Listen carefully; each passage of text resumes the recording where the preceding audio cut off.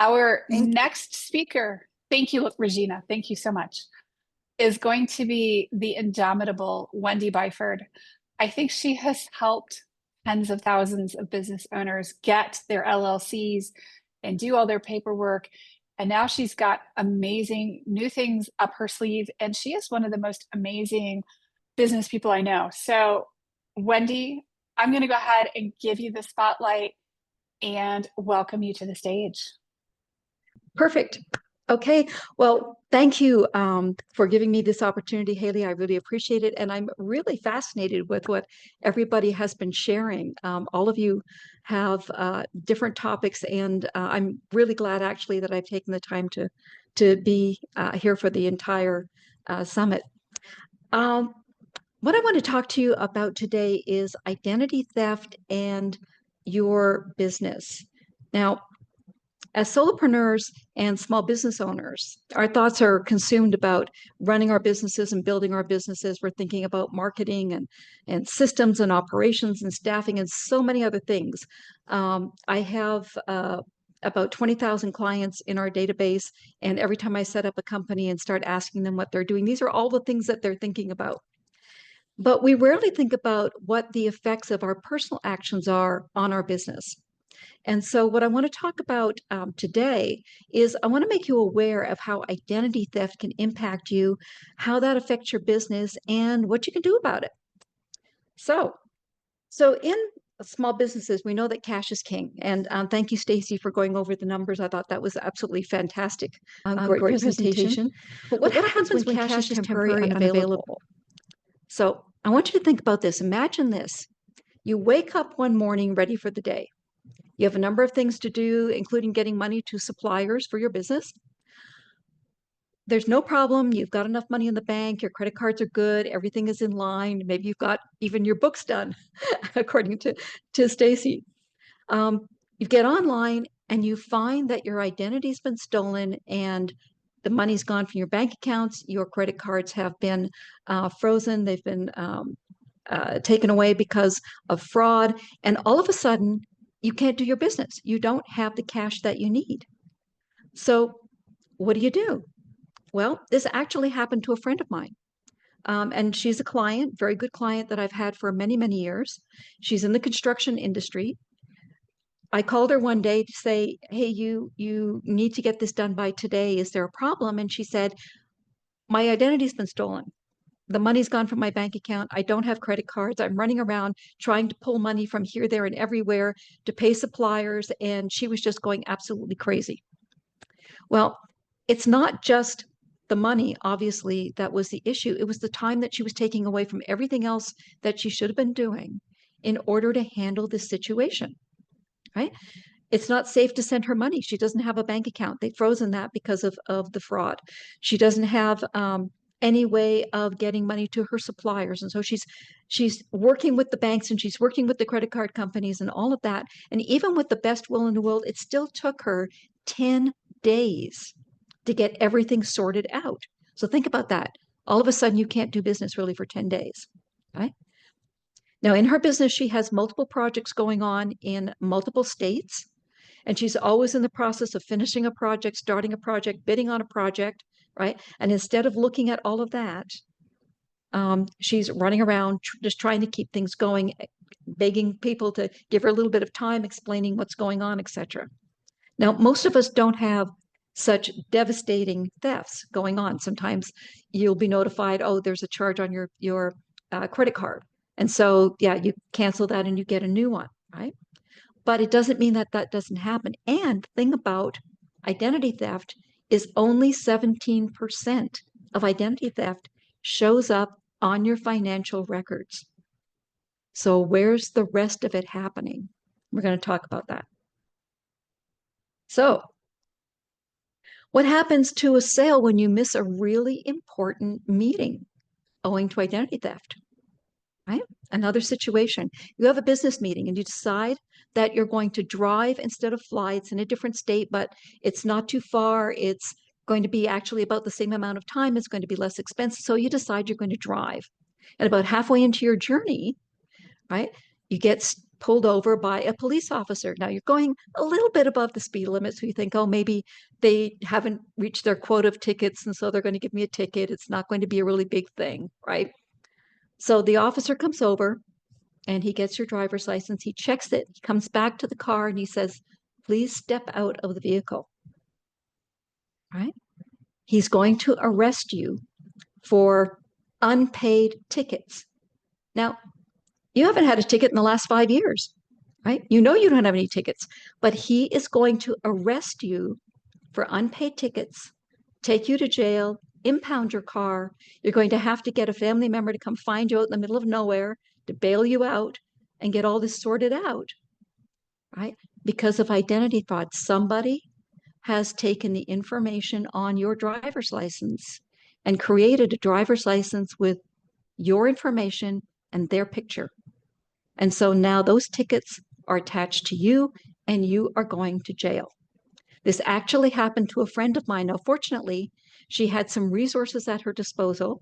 So when the officer said, step out of the car, she knew exactly what to do and she didn't get taken to jail, but it was his intention to arrest her.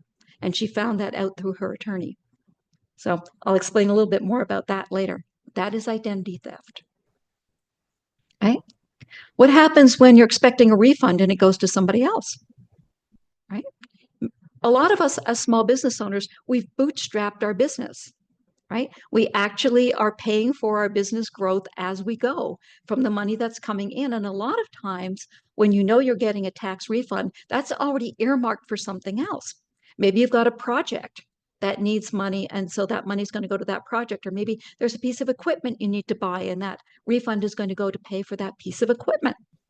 And so you've already got that earmark. So you file your taxes and you get notified, hey, your taxes were already submitted. The refund was actually sent out.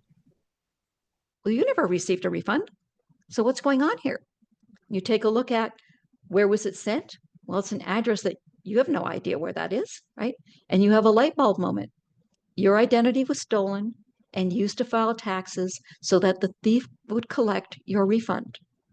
This happened to a colleague of mine who was out several $1,000s. She didn't get her refund. So before I go any further, I just want to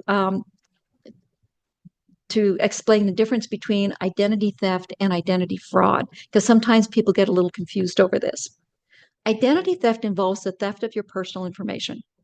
And we all have this. You'll find that, your name is out on the dark web, your social security number is out on the dark web, right? So think of things like your credit card information, bank account, social security number, driver's license information, passport, whatever. All of that is your personal information, and somebody can steal that. Identity fraud involves the use of the stolen information to commit a fraudulent act. So when somebody uses your credit card information to make purchases, right, that's fraud. If somebody drains your bank account pretending to be you, that's fraud. If they use your social security number to apply for a job or file taxes, right, that's fraud. So all of these things, using the information, your personal information, to commit a fraudulent act, that is identity fraud. Okay. People use terms interchangeably. That just gives you a little idea of what it actually is. Identity theft has been one of the top consumer complaints filed with the FTC for over 16 years. Since 2020, there's over 1 million complaints that are filed every year, and that number is growing. In fact, in 2023, there was a survey that was created in partnership with AARP, and they found that between identity theft and identity fraud, the cost to Americans was approximately $43 billion.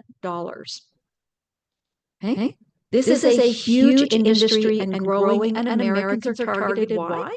Because everybody thinks we're rich.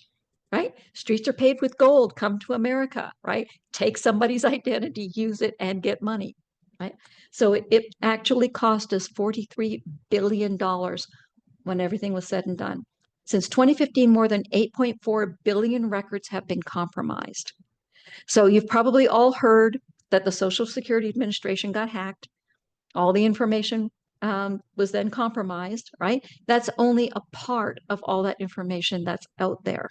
So it's not a matter of if your information is out there, it's how much is out there. Because there is probably nobody that has complete anonymity. At least part of everybody's information is floating around out there. And the thing is that you need to know what is actually out there. So what's the impact of identity theft? Well, obviously loss of funds, right? Somebody takes money out of your bank account, then you can lose money. I actually had a friend, very, very nice lady, who thought she was doing business with a legitimate company. And they were going to fix her PC. And they wanted her to go onto a specific website and do certain things. Now, she has a little bit of a problem, and so she didn't twig into the fact that this was probably not a legitimate company. But in the end, after a lot of bullying and harassment, she did what they asked, and she lost everything in her bank account, all of her credit cards, everything. She ended up with no money at all. And because she had given the money, supposedly willingly, to these people, the banks would not help her. And the credit card companies basically said, too bad, close your account. So you can lose funds. You can lose your reputation as a company. Think about a thief that steals your identity, goes out, pretends to be you, secures a number of jobs, takes a down payment for those jobs, and never delivers, just vanishes. Right? This happens. People do that. All of a sudden, you're on the hook for jobs you didn't even know you had, right? And because you're not delivering, your reputation goes down the tubes, right? It happens. Problem securing loans and leases. People do background checks and they'll find things on there, perhaps a crime that you never committed, but it's under your name because of identity theft. You can get your driver's license suspended, right? Because somebody else did something you know nothing about. You can have your passport denied or revoked. You can be harassed for debts that you never incurred, possibly arrested for things that an identity thief did. There can be red flags on your background checks, difficulty focusing your business while you try to get this sorted out, right? Once you find out that you've got somebody stolen your identity and you're trying to sort it out, you're not focusing on your business, right? You're stressed out. You're spending a lot of money that you don't have to spend. You are spending a lot of time trying to figure out what happened and how to repair it. And you might even be absent from your job because you have to travel to places to do things, right? There's a huge impact not only on you, but on your business when somebody steals your identity and you're left holding the bag, trying to figure out what actually happened. And this can go on for a long time. You know, a friend of ours told us that his son-in-law had been the victim of identity theft. Now, he's a nice, bright young man, W-2 employee, really, really very, very sweet guy. Hadn't been married to this guy's daughter for very long, but he came over to his father-in-law and said, I got a huge problem. The IRS is harassing me for taxes I don't owe. Now, remember, he's a W-2 employee. His taxes get taken off up front, right? He doesn't have a chance to have tax fraud. He actually gets his money taken off up front. So he and his father-in-law started looking into this, trying to figure out what was going on. And the IRS was relentless, right? Once they decide that you've done something wrong, they are relentless. And they were threatening. And he was terrified. I mean, this young kid is newly married, is just terrified. So they went and tried to figure out what was going on. So he's not eating properly. He's not sleeping. He's not paying attention to his new bride. He's not paying attention to his job. He is so stressed out that you can't even speak to him because of everything that's going on. It took them 6 months. So for 6 months, he's in this state to find out that his stepfather stole his identity and had set up an online business and left his stepson to face the music with regard to taxes. So after they figured this out after 6 months, then they had to convince the IRS to go after the right person. And that took more time until this fellow could finally breathe again and get on with the life that he had planned. So the impact can be absolutely horrendous when it happens. Top 3 targets, children. We don't think about our children when we think about identity theft. 1.3 million children have their identity stolen every year. Right? And you probably won't find out until you take that child to get their first part-time job and find out that their social security number is being used by a bartender in another city. This actually happened to a colleague of mine, right? You just don't know. In fact, it's insidious when this happens.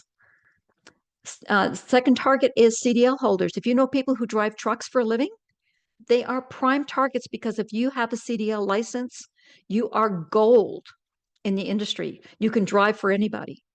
Right? So their identity is really, really, really a target. So if you know anybody who is in that industry, let them know. And then, of course, seniors, we've known they've been targets forever. Right? So do you know where your identity is today? Employment identity theft is the most prevalent form of identity out there. Identity theft out there. So if you are hiring, be aware. It occurs when someone steals your identity and uses it to get a job or pass a background check. Now, why would they do that? Maybe they are a criminal and they've got that on their record and they know that you're not going to hire them if you can actually see that they're a criminal. So they steal someone else's identity in order to pass the background check and get a job. And you don't find out until the IRS gets hold of you and says, we're going to audit you because what you say that you're earning and what is showing up under your social security number doesn't match. Right? Or you may find out because there's a lost tax refund, as my friend found out, or other things that happened. The SSA says that it's going to adjust the amount of money you're going to get in retirement because you're earning more money. And all of a sudden it's like, how can I be earning more money? I'm not reporting that. Well, somebody's got your social security number and using your social security number in their job. And so all of those taxes are being reported against you. And that's where the issue arises. And if you think this doesn't happen, years ago, when I got a call from somebody who said, that they had been referred, she wanted me to set up her LLC. And I said, okay, fine, we can do that. Are you in the US? Yes. Okay, fine. So you can get a bank account. Yes. Okay. And so you have a social security number. And there was a pause. And she said, well, I'm actually here illegally, but I report my taxes. And I said, well, how do you report your taxes? Do you have an ITIN? I mean, is there something that you're using to report taxes? And she said, well, I report it under this social security number. And I said, what social security number? They had randomly, she and her CPA had randomly picked out a social security number and they were reporting her income. So she was paying taxes, just not to a social security number that belonged to her. So this stuff happens all the time. So if you are hiring, just be aware. This is really, really prevalent and it's almost impossible to fix. It takes years to fix if it happens. So that's all the bad news. How do we prevent it? It's almost impossible to completely prevent identity theft. I'm sorry. Our information is out there circulating all the time, right? Just be skeptical of people on social media. Be skeptical of what you share, okay? Because people are watching. Not necessarily the people that you hope are watching, but other people are watching and they're scraping that information to find out more about you. Beware of phishing, phone calls, emails, and snail mail. All of these can be asking for information, and you want to be very careful about what you share. Be careful of websites that you're on. On our phone, it's really tempting sometimes. An ad will come up in Facebook or something, and we'll look at it and say, oh yeah, I've been meaning to do this. And we start sharing our information without even thinking about it. So be very careful. Put cybersecurity software on your PC, your laptop, and your phone. Don't go to Starbucks and open up your PC and start looking at your bank account, right? Because everybody in the world is looking over your shoulder. Make sure that you have software that will give you a virtual private network that you can wormhole your way into where you want to go. Monitor your reports and your statements. So when Stacy was talking about making sure that you that you look at your information, put it into to QuickBooks or on a spreadsheet or something. If you do that on a regular basis, you're going to find things much more quickly. So monitor those things. Create strong passwords, use a password storage program, and two-tier authentication. I know it is a pain in the butt. I really know that, but it is so important. Ask questions and beware of bullying. Don't be like my friend who actually was bullied into doing something that later she said, this was stupid. I never should have done it. But they were yelling at her and saying, hey, do you want our support to fix this problem or not? You know, you called us or whatever. And she got bullied into doing it. And this is really important. If you are in a state where there are hurricanes, tornadoes, floods, anything that's a natural disaster that happens, make sure that your important papers are in safety deposit boxes, strong boxes, or safes.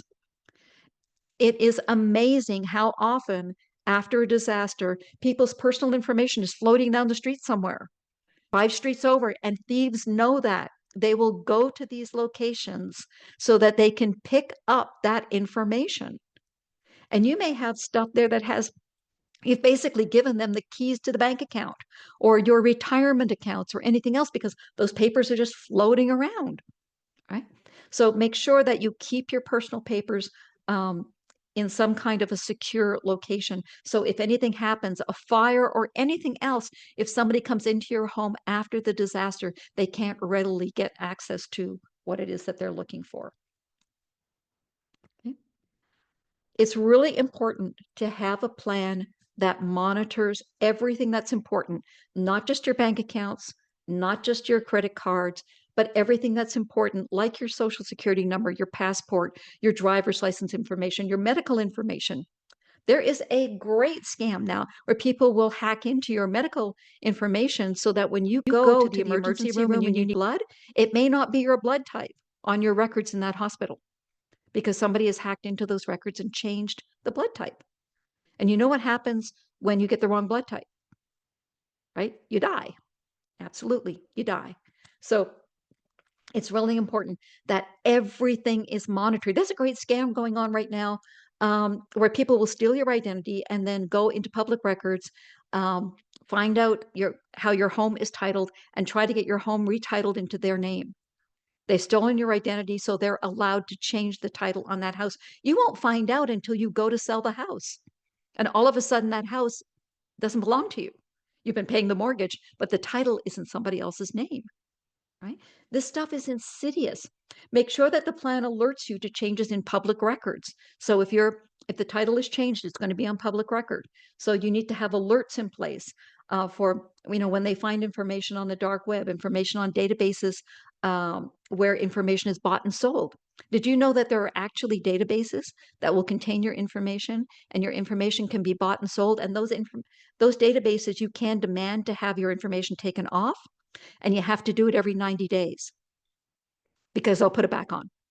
They'll get your information from some other source and they'll put it back on. Okay? And make sure that your plan includes a restoration policy, because if you're out of pocket, like my friend was, you need some way of getting that money back. And so you need to have a plan that has not just a way to get your identity restored, but also your expenses recovered as well. Okay? And make sure that your plan actually works to restore your identity, that they don't just hand you a checklist. Because if they say, oh yeah, we've been monitoring this, your identity's stolen, great, here's a checklist of the 15 things you have to do, that takes you time. It's stressful. You're going to have you need somebody to talk to because half the time you can't even figure out what it is they're asking you to do. You want somebody to do it for you, not tell you what you should be doing, because you're a business owner. Your time needs to be spent on running and building that business, not looking after this issue. Okay, so invest in your future. Get yourself a plan that will do everything that I've talked about. If you'd like to talk more about how to get a plan, then my contact information is up there. You can get me on Calendly, you can text me, you can contact me on LinkedIn. Happy to talk to you. If you just want to see whether or not this is something that applies to you, no problem. Let's have a conversation. Okay. Do we have time for Thank questions? you. Yep, we can take 1 or 2 questions and we can call it good. Y'all, Let's give Wendy a huge round of applause, y'all. Thank you, thank you, thank you, Wendy. This is so helpful because I think a lot of times people don't realize just how much of this stuff goes around on a daily basis. I want to Absolutely. add one thing too. If somebody contacts you and says you should have a 6-digit PIN on your phone, can you give it to me? Don't ever give them that 6-digit PIN ever for anything. And enable two-factor authentication on everything with an app. Good point. There are so many Thank ways. you. In Europe right now, they're telling you not to tap your credit card to pay because there are now gadgets within a 300 feet of where you tap your card. They can skim off that information. Yep. So it's out there. It's It's growing wild. in industry. Absolutely. It's a huge thing. Okay, y'all. This stuff is important. Thank you so much for an awesome presentation, Wendy.